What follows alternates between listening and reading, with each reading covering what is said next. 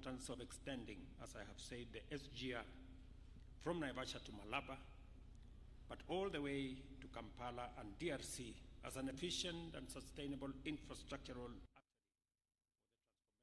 for the transformation of goods. We have obliged our respective ministers to take joint urgent measures to mobilize resources for the implementation of this regional shared infrastructure and report on progress by the end of this year. As pertains our regional agenda, President Museveni and I appreciated the benefits and power of our close coordination with respect to the East African Community, Intergovernmental Authority on Development, and the Africa Union and other regional organizations, which we recognize as the building blocks for the greater integration of our countries at the continental and international level. I appreciate with tremendous gratitude President Museveni's contribution and selfless dedication to building a robust East African community and transitioning it into a federation of shared vision and values.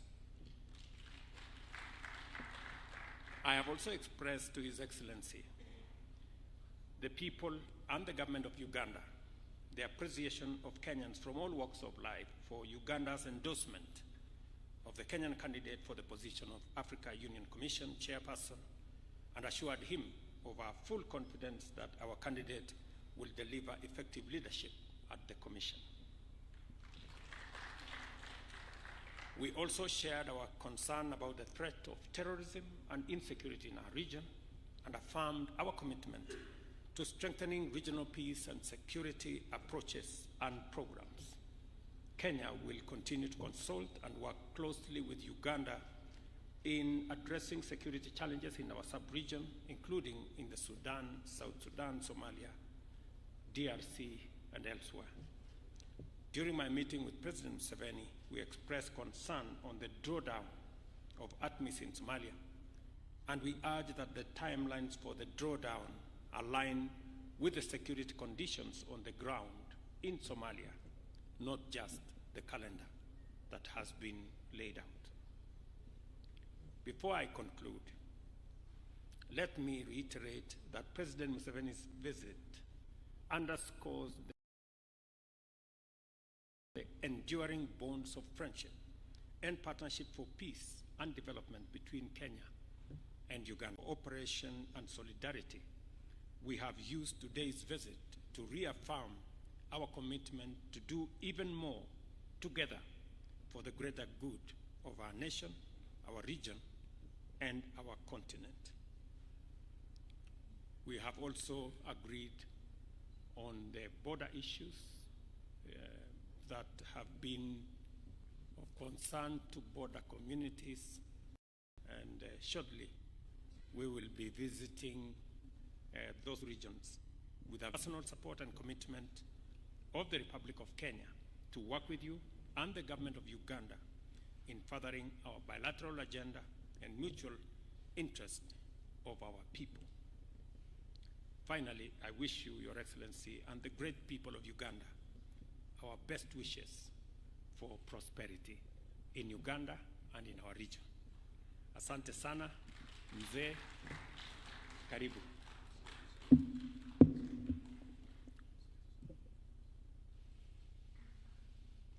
Unaweza kutuongeleza Kiswahili? Oh, very good. Your Excellency, President Ruto, and all the dignitaries who are here, as you heard, His Excellency summarized what we have agreed, the agreements, the protocols. I don't want to repeat those. The only issue is for me to point out that all that is guided by the historical missions which the Africans have finally crystallized. More than 60 years ago, when we got independence, we did not harmonize properly on the historical mission beyond liberation. There was talk that time of uhuru na umoja, but it was not deeply disassembled. What did uhuru na umoja mean? That's why, therefore, we have lost 6 decades. And as you can see in Africa, we have got so many problems. The collapse of state authority in so many countries. This is not accidental. This is really, this was inevitable and it was predictable. But now, I can see that people are beginning to, a cluster of actors, including His Excellency President Ruto and other actors, are beginning to see the way forward. And really the historical missions, according to we who have been in this for long, after many years, as a student movement, as a liberation movement, we detected those three historical missions. Historical mission number 1 is prosperity. How do you create prosperity for people? When we studied this, we discovered that you could not create prosperity through aid, that somebody else is aiding you, and you think you will create prosperity. And we discovered that you could not create prosperity by abstaining from the modern economy, because part of the problem in countries like Uganda, which are endowed with a lot of natural resources, is that many people were outside the money economy. I was telling His Excellency that even as recently as 2013, 68% of the Ugandans were outside the money economy, in what they call subsistence economy, just growing food, eating and drinking alcohol, no earning money. And the danger is that the richer the countries are in natural resources, like for instance, Congo, DRC, the richer it is in natural resources, the bigger the danger that one is of people just staying in the forest, eating honey and monkeys and so on, and they are not bothered. So, in our analysis, we said no, we must create prosperity in the modern way by everybody joining the money economy. And when you join the money economy, you produce a good or a service which you sell. And if you sell it persistently, you will get prosperity. Now, if that is the case, then it raises another question. Who buys what you produce? Do you have got enough buyers? This is how the question of the soko comes in. Nani atanunua bidhaa zako kwa wingi na kwa muda mrefu na kwa hakika? So that's why, therefore, the Africans, you can go and check, the Africans having slept from 1958, 1955, 1957, when Ghana got independence, 1980, when they met in the Lagos, what they call Lagos Plan of Action, they identified this. They said Africa needs to organize the market of Africa, to integrate it. The fragmented market of Africa will not help us. That's how they evolved. In 1980, you can see almost more than 20 years since independence. This was the first time they started talking about the economic integration as a stimulus for creating prosperity. So therefore, when His Excellency invites me here, and we meet here, and all these agreements we have agreed, they are consolidating that point of ensuring the prosperity of our people by assuring them of a reliable, big market.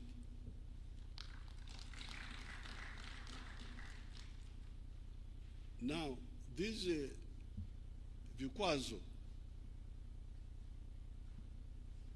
are not good for the common market.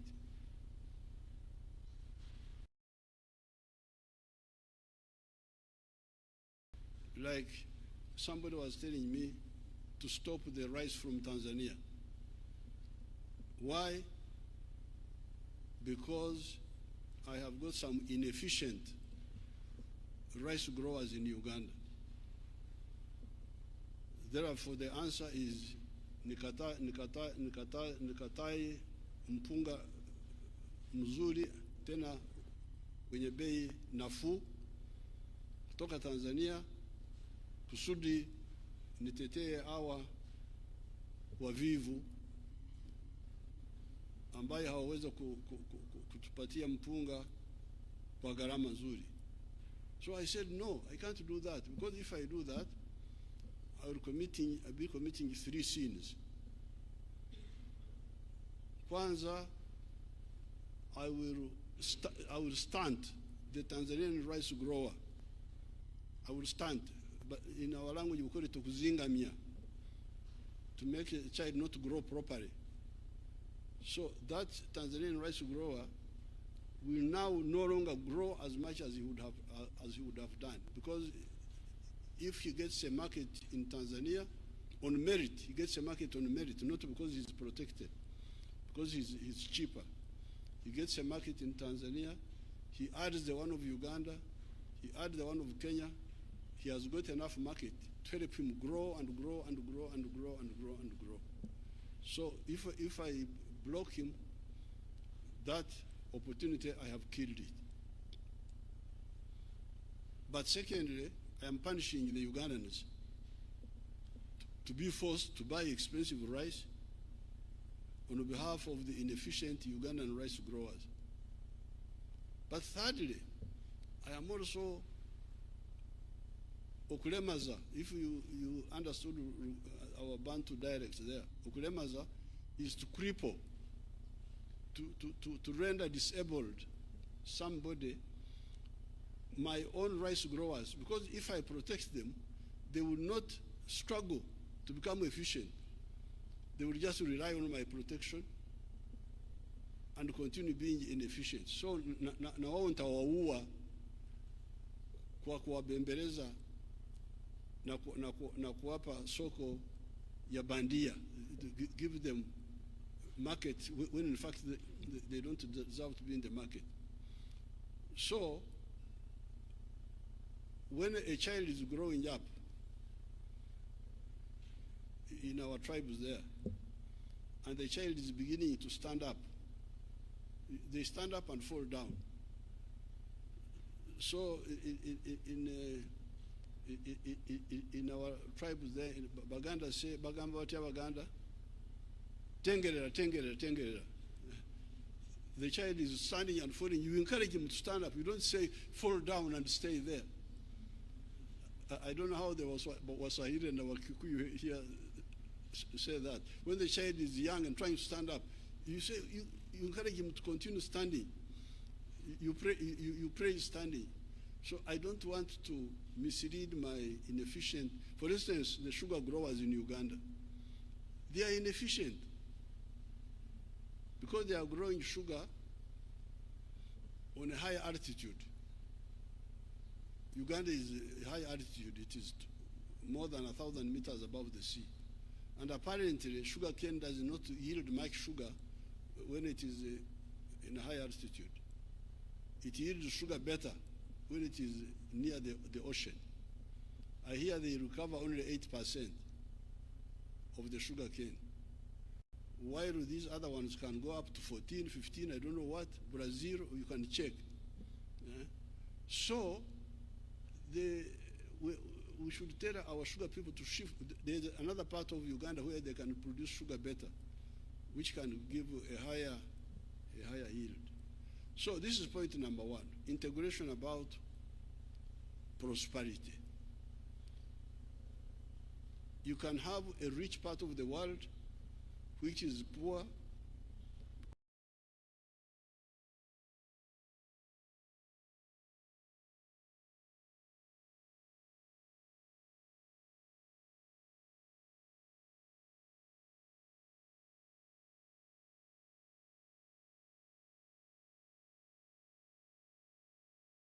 because it is badly organized. Latin America. Latin America, those countries of Latin America, they have got more. You can't succeed in the business.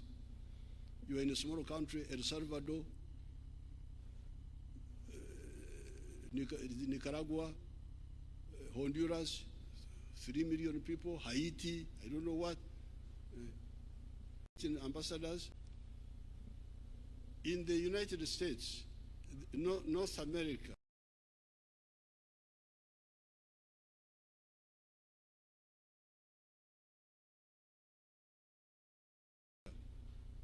there are only 3 countries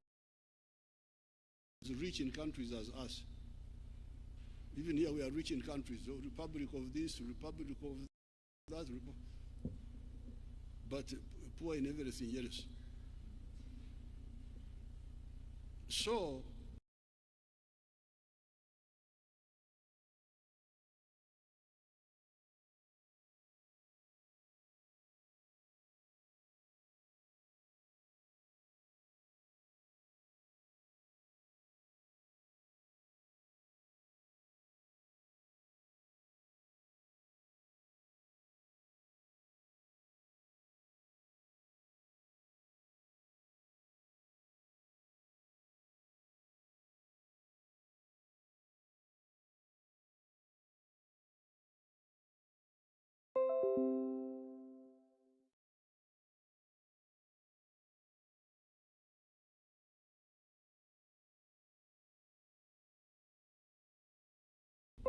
this integration, comparative advantages, it was being taught in the universities. I don't know whether they are still teaching it. That we specialize according to comparative advantages. But they just talk about it in the classroom and it ends there. So this is number one. And that's why we support COMESA. Some of those countries were developed. Belgium, Denmark, even France was developed, but it was overrun by Hitler. So, apart from prosperity, there is the issue of strategic security. How can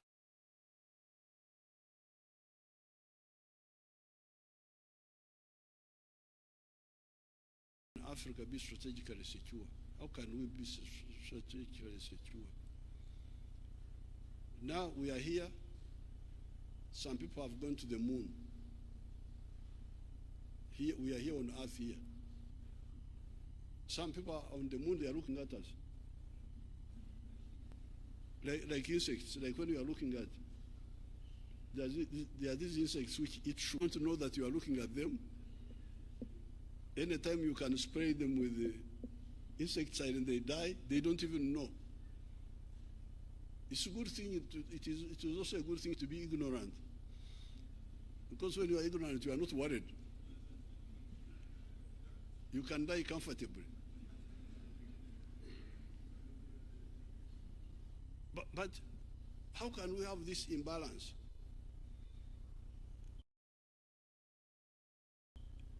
The Americans have gone to the moon.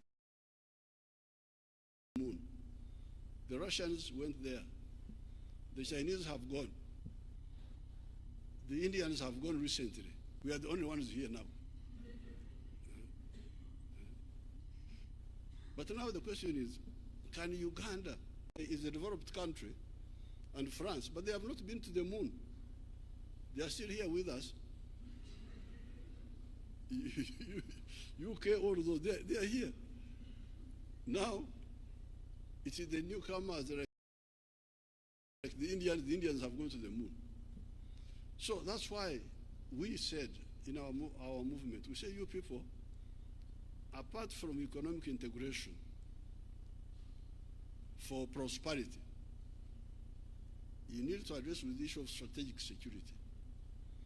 And the only way you can do it is through political integration. Because even if you are a common market, the army is not one. You don't have one army. Each one has got his small army there. And that's why, therefore, in the case of East Africa, because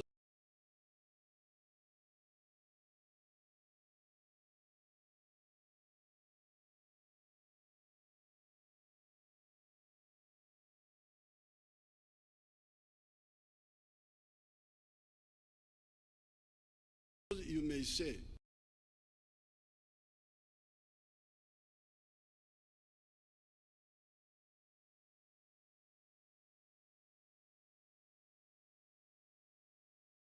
economic integration, one authority, one government for East Africa.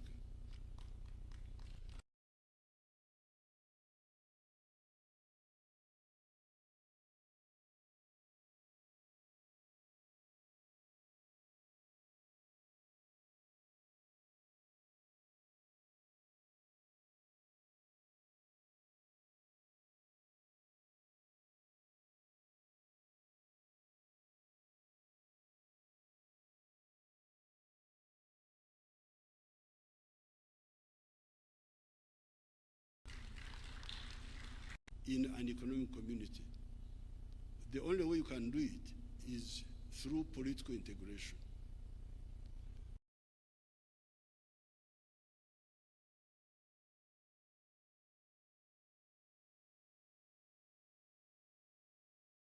Now, this is where we decide.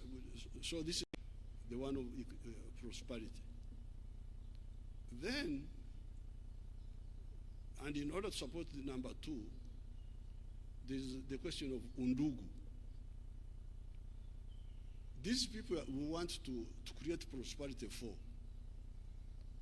These people want to create strategic security for. Who are they?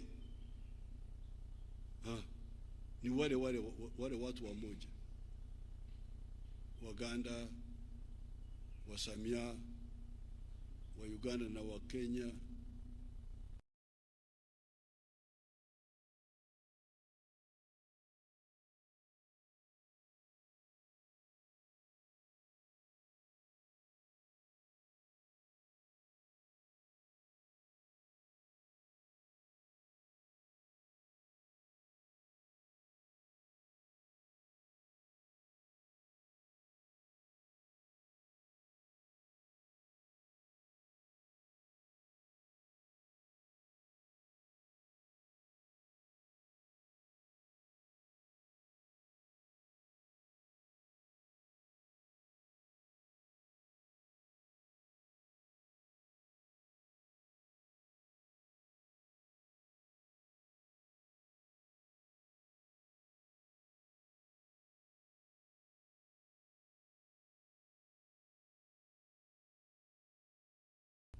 You will find the Ramogi clan there, the one of His Excellency Raila Odinga. They are there. Then my group, when I go to Kisii, I find children there, they call Kwambuka. Kwambuka, what is Kwambuka here? Kwambuka is exactly what it means in my language. The other day I saw a boy who came with Her Excellency, the Chargé d'Affaires, from Giriama, imagine Giriama, near the ocean. The boy is called Karisa. I said, what is Karisa in your language? It means exactly what it means in my language. So, these people, we are begging, please, you people, Work for your prosperity. Work for your strategic security by uniting economically and politically. They are the same people. So how can you fail to use this infrastructure created by God for you, free of charge, and you don't use it for the benefit of these people? And moreover, they even have one dialect which is not contested, because the other dialects, Giriyama, Kisi, Nandi, Runyankore, Uganda, those you may have some issue. But we have got a dialect which is not contested. This is Swahili. So we are not like the European Union who don't have a language. When they meet in Brussels, they can't talk. Somebody is talking German, another one is talking, then they, through earphones, by the time you are finished, you are almost deaf. But here, Swahili is not contested. It can be used in the whole of East Africa, the whole of Eastern Congo, the whole of Northern Mozambique, the whole of Northern Zambia. It is really a gold coin which we have in our hands. So therefore, I'm very happy to be here, to be welcomed by His Excellency President William Ruto, to exactly implement what we missed in 1963. Our leaders would have achieved it by that time, but some of them were diverted, and that's how we got all these hold-ups. If we had formed the East African Federation in 1963, many of the problems would have been avoided. There would have been no Idi Amin in Uganda. There would have been no problem of Rwanda, Burundi, this genocide, because East Africa would be a center of gravity. You can have smaller countries in the world, like they are there, small countries like Denmark, these other smaller ones, Belgium, they are there, but they have got a head boy who is guaranteeing them. This is the United States. When they are in danger, the head boy comes. Says, what's happening here? Now, who is the head boy in Africa here? We are all smaller people, smaller people, smaller people. That's what really we are trying to deal with. So I'm very happy about all these projects will now move us closer to the three historical missions: prosperity through wealth creation and market access, strategic security, and utilizing maximally the Undugu. So I have nothing to add about the details. It is as His Excellency told you. My only job is to put in the historical context why all this, and why now and not before. Before, opportunity was wasted. Now we should not waste this opportunity now. Nobody will be left behind. I always hear, nobody should be left behind when everybody is being left behind. This is the only way not to leave anybody behind. And to remove the irrationality. You look at Africa. Africa really is amazing. And Latin America. Because Africa is one house, one building. Now, the sitting room is another country. The bedroom is another country. The other one is another country. Now, to go from the bedroom to the outside, you must go through another country. You must go get a visa. You must get. What's this now? Uganda is part of Kenya and part of Tanzania and part of DRC, but we are in the bedroom there. You fellows here, you are in the sitting room. Now to go out, we must knock. Please, can I go? Can I come to the sitting room? It is so irrational, so irrational. So I thank His Excellency for inviting me. Please don't allow me to talk, because if you give me audience, you do so at your own risk. I can talk for ages. Thank you very much.